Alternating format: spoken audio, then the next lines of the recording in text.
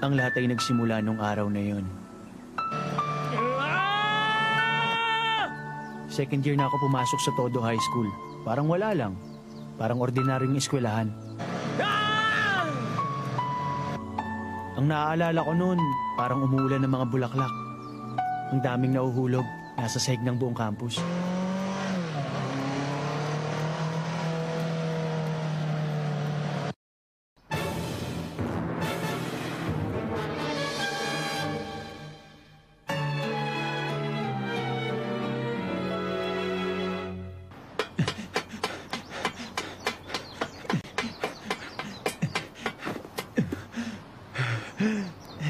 Takayanagi!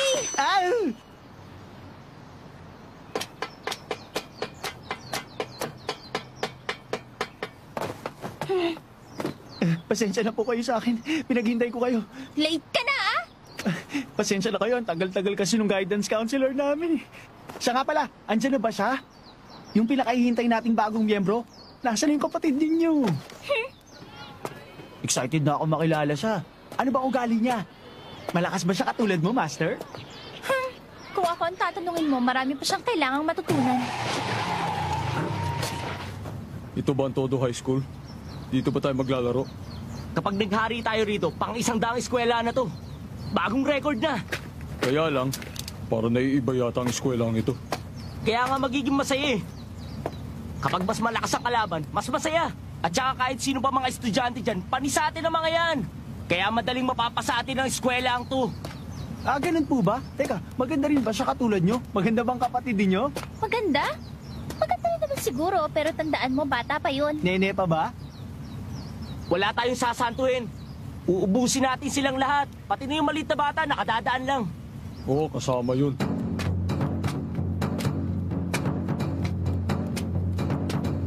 Basta, huwag ka nalang umasa na may ipapakitang magaling yung kapatid ko. Kahapon nga tumutulo pa ang laway niya sa bibig nung natutulog siya. Ganun ba?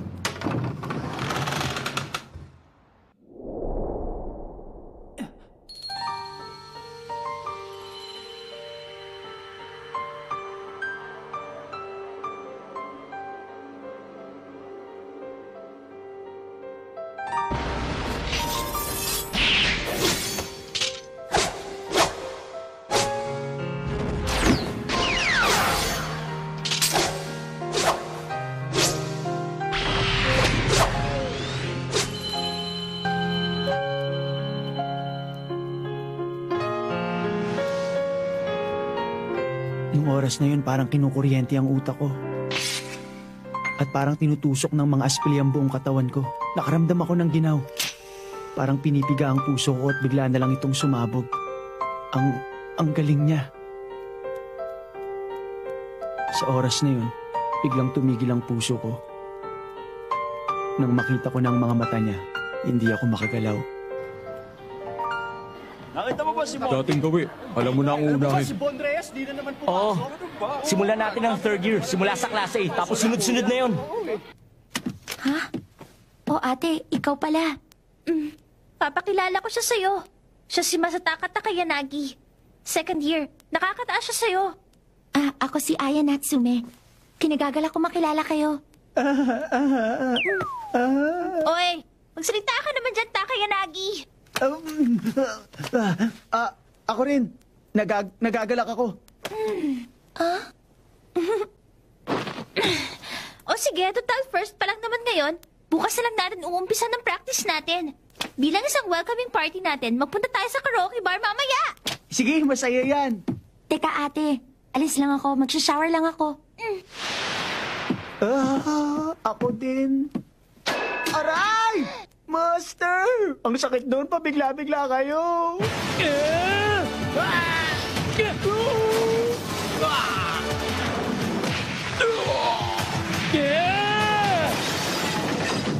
Teka, sino ba kayong dalawa? Mga freshman?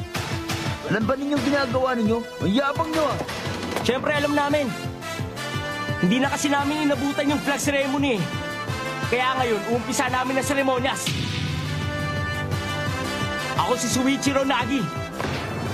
Ako si Bob Makihara. Simula sa araw na to, ang pangkat naming lakil pa mga hawak sa eskwela to. Kaya kung meron kayong tanong, magsalita na kayo. At wala kaming pakialam kung first year kayo or third year na kayo. Papatulan namin kayo lahat. La la la la. Ha, ha. La la la. Parang tumang-tuwa ka dyan, Takayanagi. Hindi. Medyo mahina tong Juken Book Club natin kumpara sa iba. Pero may advantage din naman na kainaan, di ba? Kahit madagdagan lang tayo ng isang malakas na miyembro, okay na rin yun. Basta maabot natin yung balak natin. Ano bang balak natin? Sige na nga. Mas mabuti pa nga yata kung bababaan ko na lang ang standards natin. Hindi naman yun ang ibig kong sabihin. Oh, ayan pala siya. Miss Natsume. Ha? Sensya na't istorbo namin kayo. Miss Natsume, baka pwede kayong sumama sa amin. Hindi na namin kaya mga yun eh. Ayun yung dalawa, oh. Biglaan na lang nagganap ng away. Kanina pa nga naggugulo mga yan eh. Hindi na namin maintindihan kung bakit. Grabe naman sila. Silang dalawa lang may gawa nito. Oo nga, parang nagpapapawis lang.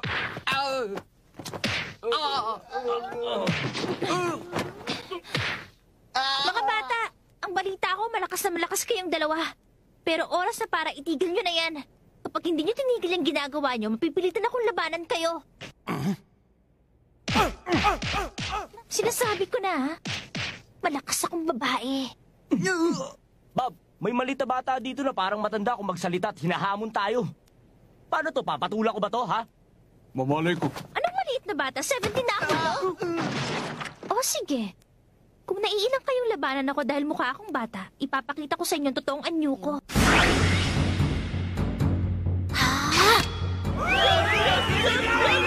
Ha?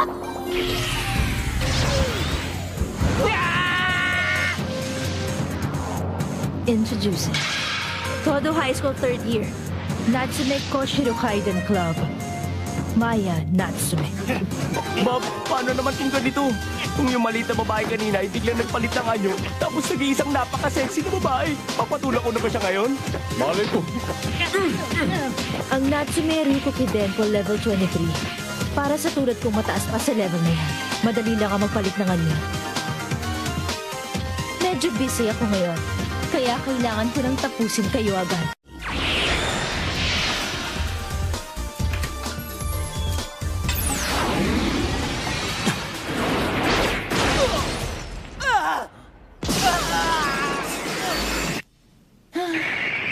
Naloko na. Napalakas yata.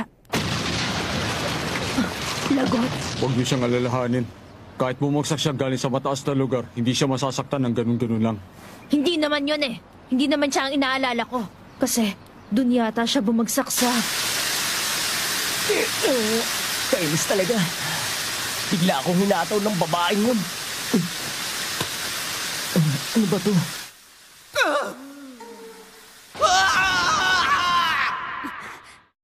Di ba sinabi ni Ayo na maliligo siya? Master! Takayanagi! Ikaw na ang bahala sa isang yan! Ikaw ang lalaban sa akin.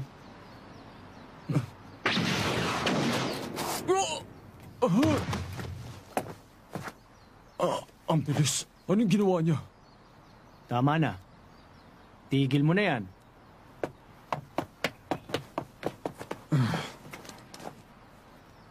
Yung babaeng master at yung si Masataka Takayanagi. Kung kami ang maghahari dito, mukhang mapapalaban muna kami. Naku, lagot na. Nahuli na nga ako.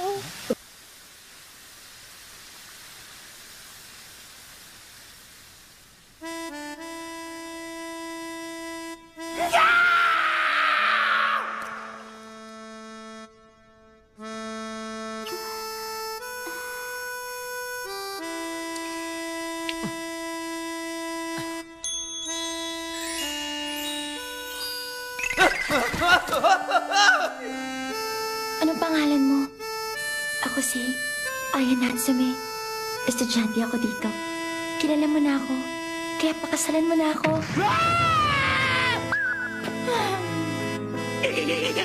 Kasal! Kasal. Pakasalan mo na ako. Nababaliw ka na ba?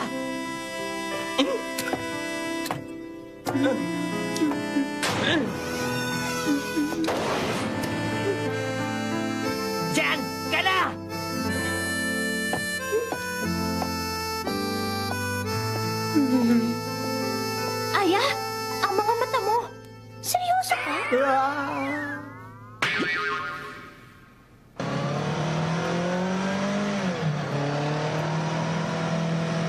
Ano ka ba? Sabi mo kanina, tatapusin natin sila lahat. Tumigil ka nga! Nakita mo naman ang daming mga pakialamero kanini. Yun pala ang sikat at pinag-uusapan todo high school. Mukhang sasaya nga tayo sa eskwelahang yun. Tama ka.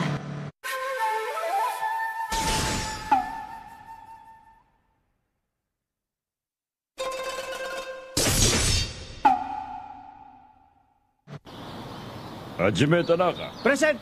Taro Tsumika, Present! Shuichiro Nagi. Present! Pabuti na lang at hindi kami magkaparehong section ng makulit na babaeng yun. Napakakulit naman kasi ng babaeng yun eh.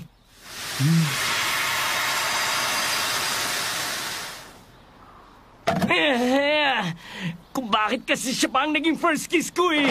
Kainis! Magandang umaga sa'yo. Ngayon ko lang nalaman na si Wichironagi pala ang pangalan mo. Ang ganda ng pangalan mo. Ano ba yung ginagawa mo? Bakit nasa bintana ka, ha? Actually, nandito ako dahil pinaghanda kita ng panangalian sa Wichironagi. Ayan, siguradong mag-enjoy ka dyan. Ah! Ayoko! Bakit si Wichiro?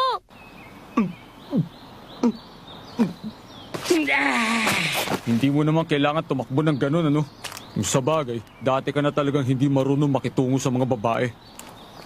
Hindi mo alam kung gaano kakulit ang babaeng yun. Ang plano, mapasatin ng eskwela ang to. Ngayon nagkakagulo na lahat. Dahil sa kanya. Teka, paano may paparating? Kaya pala, dito ka pala kumakain ng tanghalian eh. Ayan na!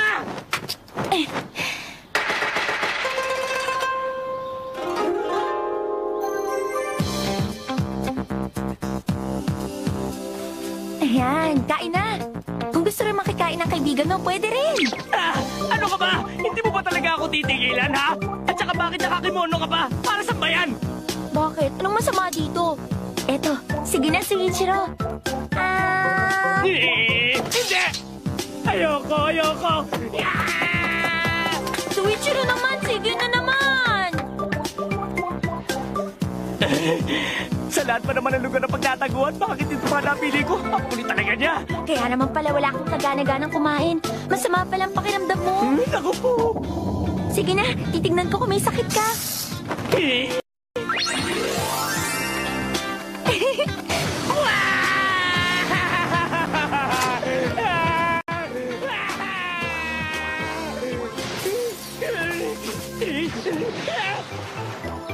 Suichiro, bakit ba?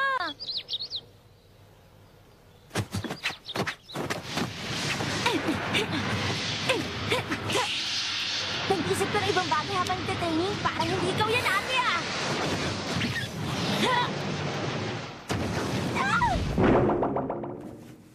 Masyado pang kulang ang kaalaman mo para matalo ako. Aray ko! Teka nga, Aya. Seryoso ka ba talaga? Ang sama mo naman. Alam ko namang hindi pa ako kasing galing mo sa martial arts, ate. Hindi yun ang tinutukoy ko. Ah? Ang mga babae sa angkan ng Natsume ay obligadong magpakasal sa mga lalaki na nakakita na sa katawan nila. Kaya lang, ang tradisyon na yon lagpas 100 taon na yata. Hindi na kailangan sundin yon sa panahong ito. Pero ang balita ko, sa ganitong tradisyon nag-asawa si nanay at lola. Kung ganon, Aya! wag na, ayos lang ako. Wag ka mag-alala.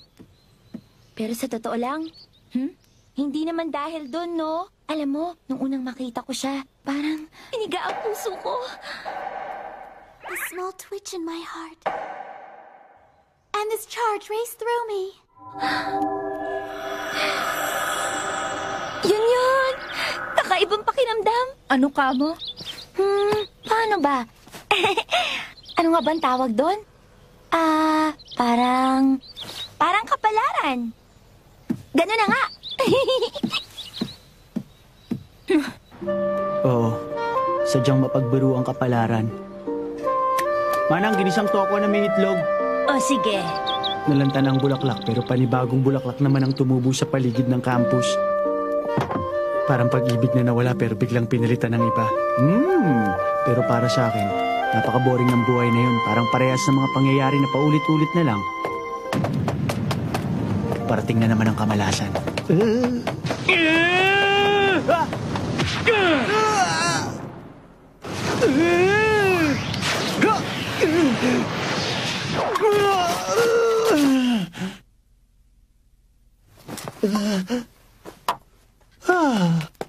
Soichiro naman! Soichiro! Soichiro naman! Pagkakataon mo na ngayon makatikim ng napakasarap na luto ko. Kaya isubo mo na to. Ang kulit talaga! Araw-araw na lang kukulitin mo ako. Ano ka ba talaga, ha? Mamamatay muna ako bago ko tikman yan! Mauimi ang sinabi mo! Paano mo masasabing ayaw mo kung hindi mo pa ito natitikman, ha? Ayoko nga sinabi eh! Bakit naman? Basta masama ang pakiramdam ko! Pasensya na, Manang. Ililigpit ko na lang mamaya. Pero pwede ba bigyan niyo muna ako ng isa pa? Ang huli naman nila. Sandali lang! Pasensya ka na, sir. Bayaran ko na lang yung natapon. Hindi ko naramdaman na nasa tabi ko na siya. Wag na. Kung gusto niyong bumawi sa akin niyo na lang ipakain yung niluto ni Aya. Mas okay pa sa akin yun. Mabait naman siya talaga eh. Masyado lang mahiyain. Ganyan lang siya talaga. Masyado kong umasta. Pagpasensyahan mo na lang. Ayan, okay na?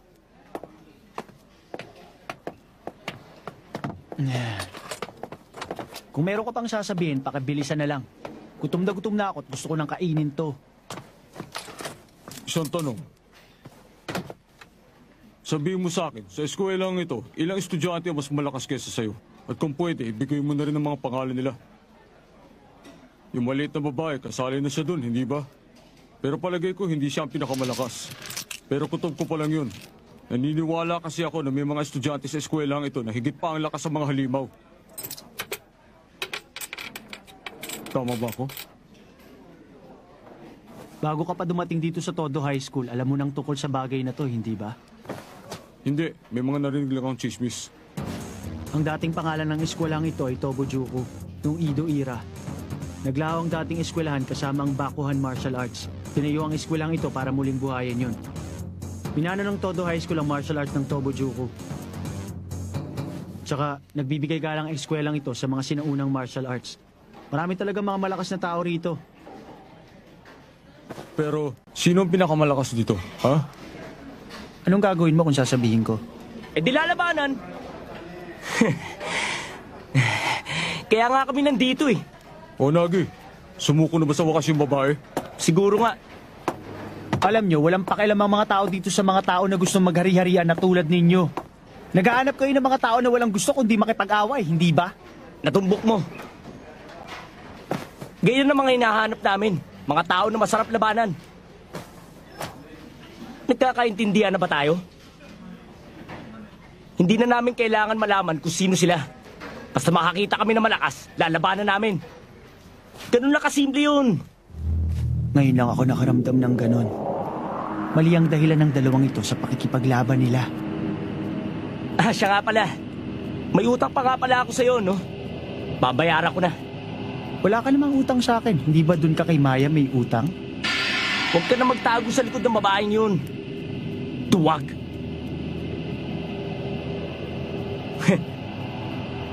So Ichiro, kapag natalo ka sa taong yan, hindi kita tutulungan.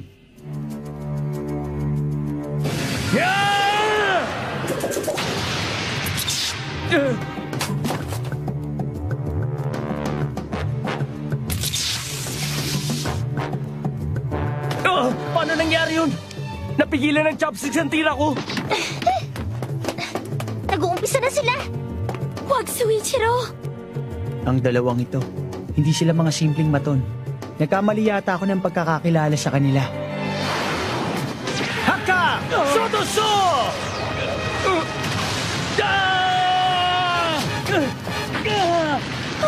Ako lagot. Wala namang kaalam-alam ang batang yun eh. Bakit niya pinatulan yun? Kulang pa siya sa disiplina. Ang pinagkaiba lang ng dalawang to sa mga palaboy-laboy na sanggano sa kali. Masaya pa rin sila. Ibang klase talaga may mga napapalang kasiyahan sa pakikipaglaban. Sige nga, makikita natin ngayon. Kung may ibubuga ba talaga yung kinalolokohan mong lalaki. Soichiro.